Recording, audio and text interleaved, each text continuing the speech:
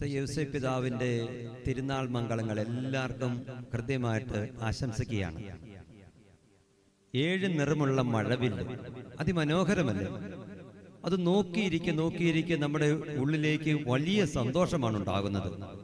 ഇതുപോലെയാണ് യൗസേപ്പ് പിതാവിനെ പറ്റിയുള്ള ധ്യാനവും. ഫ്രാൻസിസ് മാർപ്പാപ്പ ഒരു അപ്പസ്തോലിക പ്രബോധനം നമുക്ക് നൽകിയിട്ടുണ്ട്.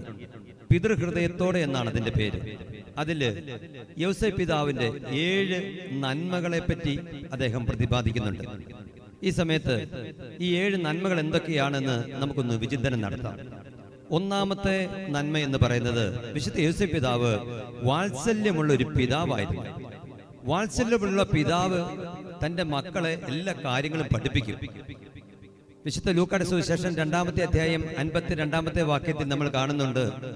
ഈശോയെ പറ്റി പറയപ്പെടുന്നു, യേശു ജ്ഞാനത്തിലും പ്രായത്തിലും ദൈവത്തിന്റെയും മനുഷ്യരുടെയും പ്രീതിയിൽ വളർന്നു വന്നു. ഒരു മകൻ ദൈവത്തിന്റെയും മനുഷ്യരുടെയും പ്രീതിയിൽ വളർന്നു വരണമെങ്കിൽ ഒരു പിതാവിന്റെ പ്രവർത്തനം, ഒരു നന്മ അവിടെ തീർച്ചയായിട്ടുമുണ്ട്. അങ്ങനെ വാത്സല്യമുള്ള ഒരു പിതാവ് മകനെ അതുപോലെ പഠിപ്പിച്ചിട്ടുണ്ട്. യഹൂദന്മാരുടെ രീതി അനുസരിച്ച് പിതാവ് പുത്രനെ പഞ്ചഗ്രന്ഥി മുഴുവൻ പഠിപ്പിക്കും. അങ്ങനെ 12 വയസ്സാകുമ്പോൾ മുതലാണ് ഒരു പുത്രന് നിയമം മുഴുവൻ പാലിക്കാനായിട്ട് കടപ്പാടുണ്ടാകുന്നത്. യേശു 12-ാമത്തെ വയസ്സിൽ ദേവാലയത്തിൽ ചെല്ലുമ്പോൾ അവിടെ വെച്ച് ഉപാധ്യായന്മാരുടെ ഇടയിലിരുന്ന് അവർ പറയുന്നത് കേൾക്കുകയും അവരോട് ചോദ്യങ്ങൾ ചോദിക്കുകയും ചെയ്യുമായിരുന്നു. അവന്റെ ബുദ്ധിവൈഭവത്തെയും ഉത്തരത്തെയും കേട്ടിട്ട് അവർ അത്ഭുതപ്പെട്ടു. ഈ അറിവ് എവിടെ നിന്നാണ് കിട്ടിയത്? യൗസേപ്പ് പിതാവ് പഠിപ്പിച്ചതാണ്. അപ്പോൾ വാത്സല്യമുള്ളൊരു പിതാവ് മകനെ ഇക്കാര്യങ്ങളെല്ലാം പഠിപ്പിച്ചിരുന്നു. നമുക്ക് പ്രാർത്ഥിക്കാം, യൗസേപ്പ് പിതാവേ, വാത്സല്യമുള്ള ഒരു സ്വഭാവം, വാത്സല്യത്തിന്റെ ഒരു കൃപ ഞങ്ങളിലേക്ക് വർഷിക്കണമേ എന്ന് നമുക്ക് പ്രാർത്ഥിക്കാം. പ്രത്യേകിച്ച് പിതാക്കന്മാര് വാത്സല്യമുള്ളൊരു പിതാവായി മാറാനായിട്ട് നമുക്ക് പ്രാർത്ഥിക്കേണ്ടതുണ്ട്. രണ്ടാമത്തെ കാര്യം, യൗസേപ്പ് പിതാവ് അലിവുള്ള ഒരു പിതാവായിരുന്നു. അലിവുണ്ട പിതാവായിരുന്നു എന്നതിന്റെ തെളിവെന്താണ്? യൗസേപ്പ് പിതാവിന്റെ ആ അലിവ് സ്വീകരിച്ചിട്ടാണ് പിതാവായ ദൈവത്തെ പറ്റിയുള്ള ജ്ഞാനം യേശുവിൽ നിറയുന്നത്. അതുകൊണ്ടാണ് വിശുദ്ധ ലൂക്കായുടെ സുവിശേഷത്തിലൂടെ നമ്മൾ കാണുന്നത് ധൂർത്തപുത്രന്റെ ഉപമ. അലിവുള്ള ഒരു അപ്പന്റെ ഹൃദയം അവിടെ നമുക്ക് കാണാൻ സാധിക്കും. യൗസേപ്പ് പിതാവിനോട് നമുക്ക് പ്രാർത്ഥിക്കാം, വിശുദ്ധ യൗസേപ്പ് പിതാവേ, അലിവുള്ള ഒരു ഹൃദയം ഞങ്ങളിൽ എല്ലാവരിലും രൂപപ്പെടുത്തണമേ എന്ന് നമുക്ക് പ്രാർത്ഥിക്കാം. മൂന്നാമത്തെ നന്മ, അനുസരണശീലമുള്ളവനായിരുന്നു യൗസേപ്പ് പിതാവ്. ദൈവത്തോട് പൂർണ്ണ അനുസരണം അദ്ദേഹത്തിനുണ്ടായിരുന്നു. മറിയം ഗർഭിണിയാണെന്ന് കേട്ടപ്പോൾ അവളെ സ്വീകരിക്കണമോ വേണ്ടയോ എന്നൊരു ശങ്ക അദ്ദേഹത്തിനുണ്ടായിരുന്നു. എന്നാൽ ദൈവം പറഞ്ഞു, അവൾ ഗർഭിണിയായിരിക്കുന്നത് പരിശുദ്ധാത്മാവിനാലാണ്, നീ അവളെ സ്വീകരിച്ചുകൊള്ളുക.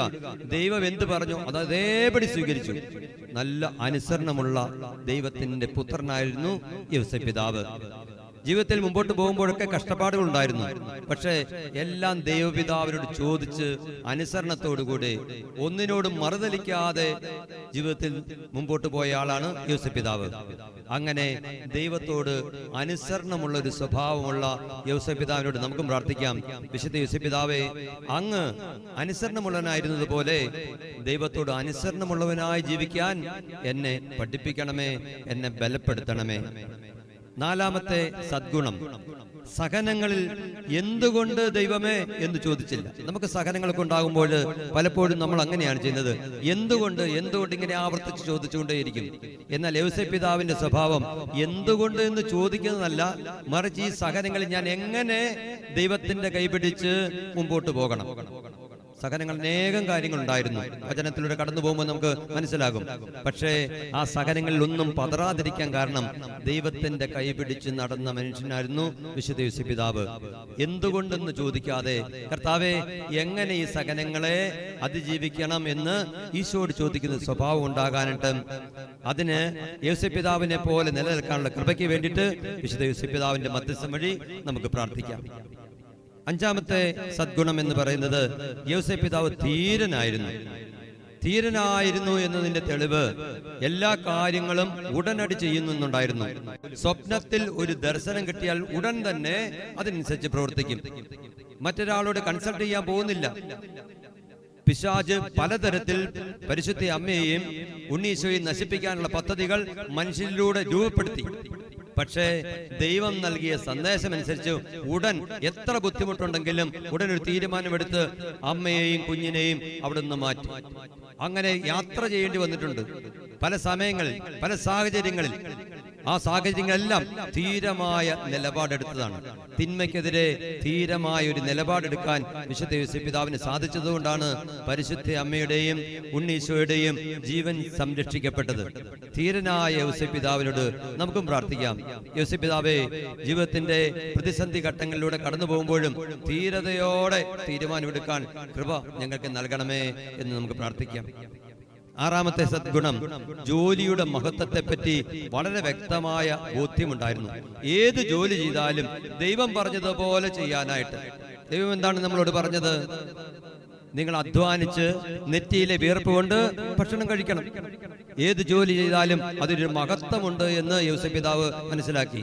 എന്നാൽ യോസേപ്പ് പിതാവിനെ പറ്റി പറയുമ്പോൾ ഈശോയോട് പറയുന്ന കാര്യമുണ്ടല്ലോ, ഇവൻ ആ തച്ചന്റെ മകനല്ലേ, ഒന്ന് താഴ്ത്തിക്കെട്ടി സംസാരിക്കുകയാണ്.